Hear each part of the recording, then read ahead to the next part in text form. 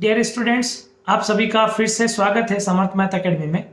आज इस वीडियो में हम देखेंगे कि परसेंटेज पर बेस्ड बेसिक क्वेश्चंस किस तरह से सॉल्व किए जाते हैं। अगर अभी तक आपने ये चैनल सब्सक्राइब नहीं किया है तो इसे सब्सक्राइब जरूर कर लीजिए ताकि आगे आने वाले सारे वीडियोस की जानकारी आपको मिलती रहे। तो चलिए शुरुआत करते हैं अपने परसेंटेज पर बेस्ड क्वेश्चन से। दो उम्मीदवारों के बीच चुनाव हुए। चुनाव में डाले गए कुल मतों का 35% मत प्राप्त करके एक उम्मीदवार 15,000 मतों से हार गया। तो जीतने वाले उम्मीदवार को कुल कितने वोट मिले? ठीक है, यहां चुनाव हो रहे हैं दो उम्मीदवारों के बीच में।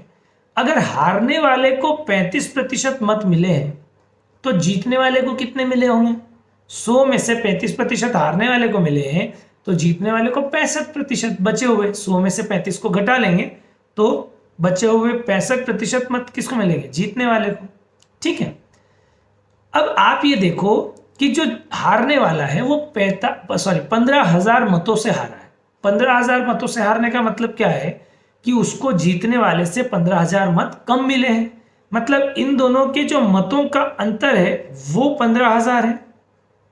ठीक बात। अच्छा, अब अगर प्रतिशत में हम देखें तो इन दोनों के बीच में कितने प्रतिशत का अंतर है? 30% का अंतर है। और वो जो 30% का अंतर है वही 15,000 को दर्शा रहा है, क्योंकि इन दोनों के बीच में जो 30% का अंतर है वही अंतर 15,000 वोटों का है। इसका मतलब 30% जो वोट है उनकी वैल्यू 15,000 है। तो हमें यह बात तो समझ में आ गई कि 30% का मान 15,000 वोट है।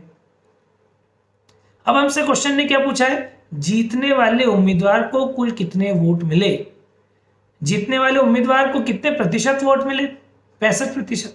तो बेसिकली हमें 65% का मान निकालना है वोट की टर्म्स में।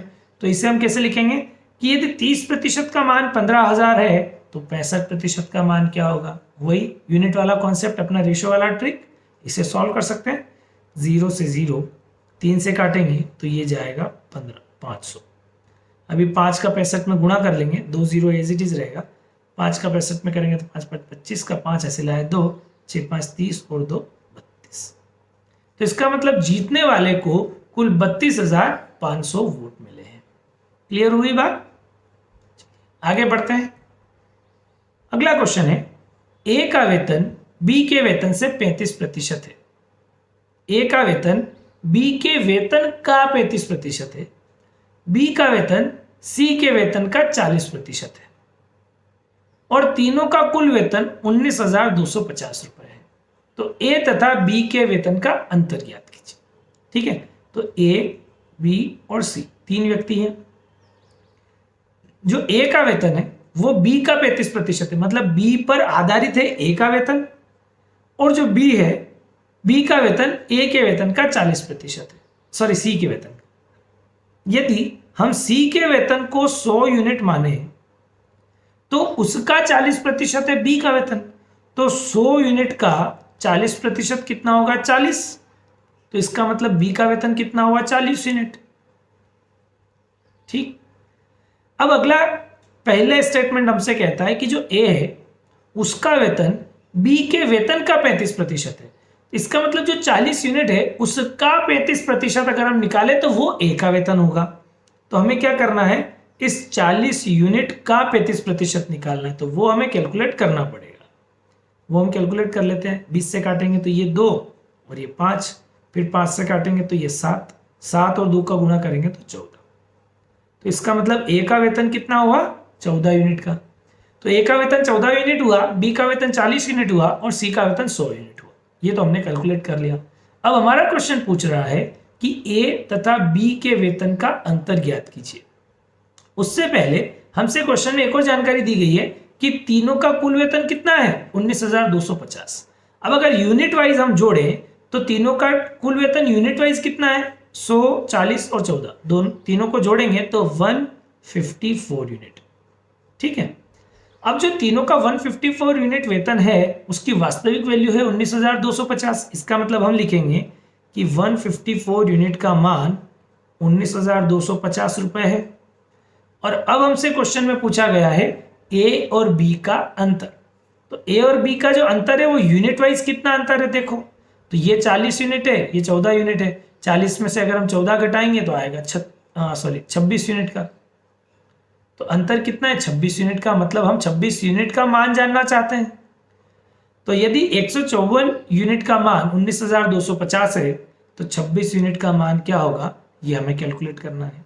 अब यहाँ पहले अगर इसे हम 2 से काटते हैं तो ये जाएगा 13 बार और ये जाएगा 7 और 7। अभी अगर ऊपर वाले को और नीचे वाले को 7 से काटते हैं तो ये 11 बार जाएगा और ये जाएगा 7 दूनी 14, फिर 5 बचेगा, 7 7 49, फिर 3 बचेगा, 7 5 35 और फिर 0। अब फिर 2750 को 11 से अगर हम काटें तो ये जाएगा 11 दूना 22, 11 5 55 और 0। अब 250 का 13 में गुणा करेंगे तो ये आएगा 3250। इसका मतलब ए और बी के वेतन में 3250 रुपए का अंतर है। अगला क्वेश्चन देखते हैं। एक आदमी अपनी आमदनी का 25% खाने पर, 20% किराए पर तथा 10% पढ़ाई पर खर्च करता है। यदि 75 रुपए आयकर देने के बाद उसके पास 465 रुपए बचे हों तो उसकी आय कितनी है? अभी देखिए, अगर उसकी आय को टोटल 100% हम मानते हैं तो उसमें से 25% तो खाने पर खर्च हो गया, बचा कितना? 75%। उसमें से फिर 20% किराए पर खर्च हो गया, फिर 10% पढ़ाई पर। ठीक है, ये जो भी प्रतिशत हो रहा है ये बेसिकली आमदनी का प्रतिशत है, इसलिए आमदनी में से ही घटाना होगा। तो 100 में से 25, 20 और 10 ये सब घटाएंगे तो पहले 25 घटाया तो 75 बचा, फिर 20 घटाया तो 55 बचा, फिर 10 घटाया तो 45 बचा। तो उसके पास बचा कितना है? ये 3 खर्च करने के बाद 45% बचा। अब ये जो 45% बचा है इसमें से भी वो 75 रुपए तो आयकर दे देता है और 75 रुपए आयकर देने के बाद उसके पास कितना बचता है? 465 रुपए। तो 465 रुपए जो बच रहे हैं वो और 75 रुपए, इन दोनों का अगर हम जोड़ लें तो ये जो योग आएगा ये उस 45% के बराबर आना चाहिए। तो 75 रुपए और 465 रुपए इन्हें अगर हम जोड़ें तो देखो कितना हो रहा है? 0, फिर 14 का 4 80 लाया 1 और 5, 540 रुपए।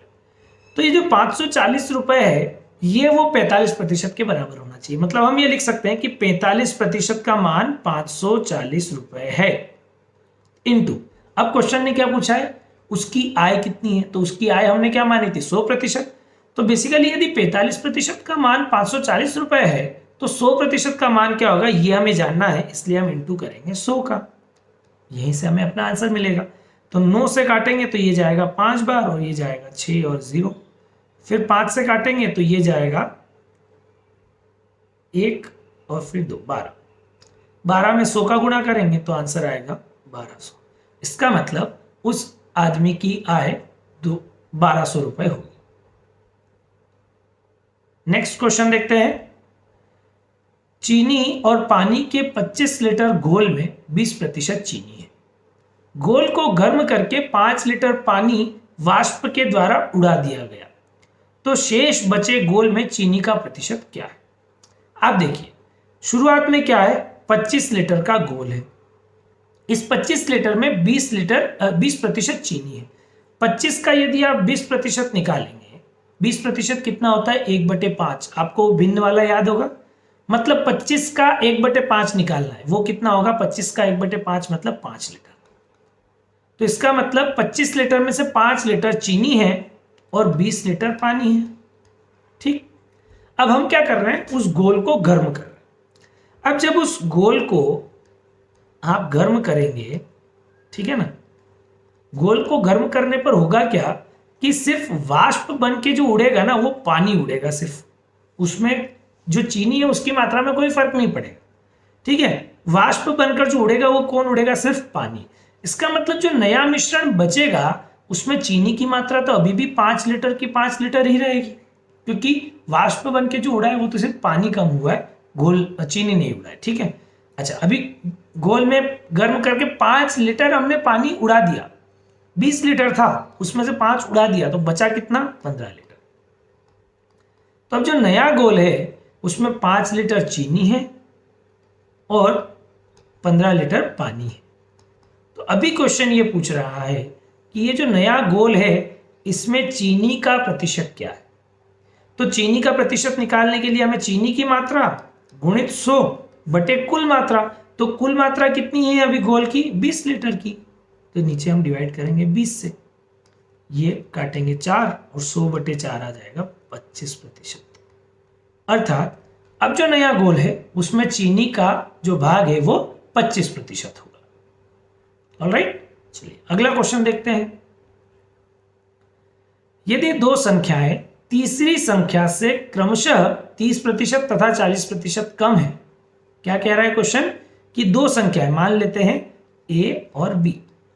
तो ये जो दो संख्याएं हैं वो तीसरी संख्या से, तीसरी संख्या को यदि हम c माने तो उससे 30% और 40% कम है। तो पहली वाली 30% कम है और दूसरी वाली 40% कम है, ऐसा क्वेश्चन ने कहा है।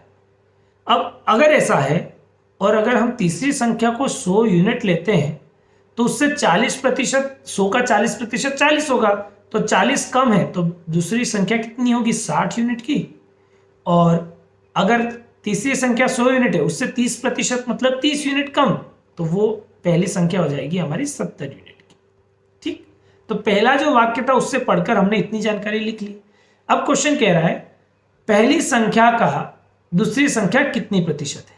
कि जो पहली संख्या है 70 यूनिट, ये दूसरी संख्या जो है 60 यूनिट, उसका कितनी प्रतिशत है। तो क्वेश्चन ये जानना चाह रहा है कि ये जो 70 है वो 60 का कितना प्रतिशत है।